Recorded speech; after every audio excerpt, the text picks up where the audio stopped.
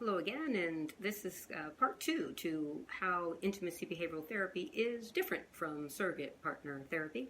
So if you listened to the last video, I recommend that you do. It'll make more sense. So this is a pretty straightforward again.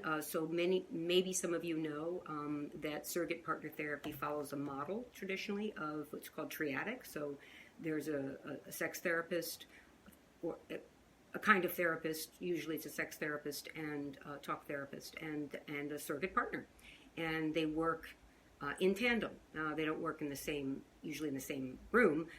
However, they have separate sessions with a patient, and they do an intake, of course, and find out what their goals are, and then they support the patient's process so that when a patient has seen a surrogate partner, then they are able to speak and process their emotions and experiences with a talk therapist. And in that way, it can really be very useful and helpful to really give the patient even more support and nurturing and insight and understanding to what they're actually going through when they are, when they've left a touch experience, a surrogate partner experience.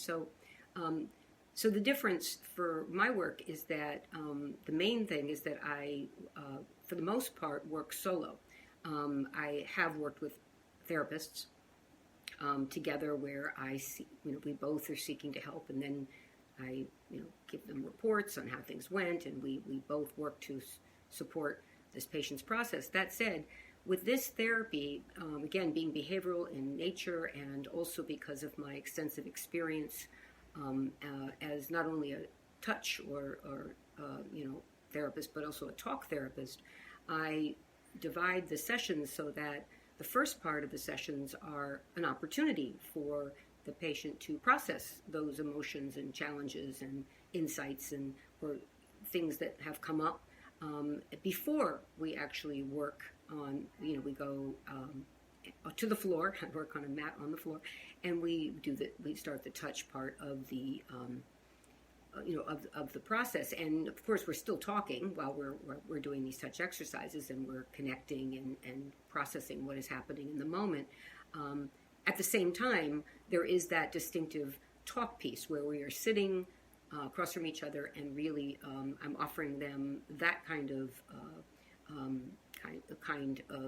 guidance as well, and forum.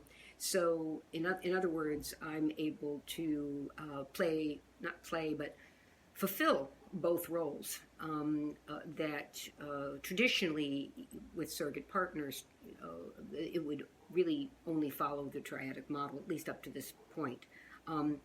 That said, there are surrogate partners that find they end up working on their own for different reasons, but really that's how the model was created and how I was trained. And so then I went on,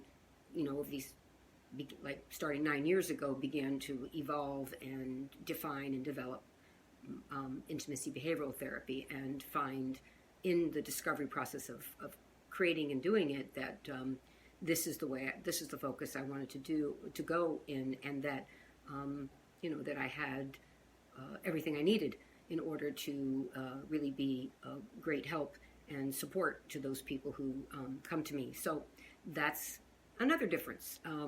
They both are wonderful and useful, and I always am excited to work with someone if they've referred a patient that I'm, or something, that I really love that experience as well. It's just not usually necessary in my experience to always include the therapist, a separate therapist. So there you have it. Thank you.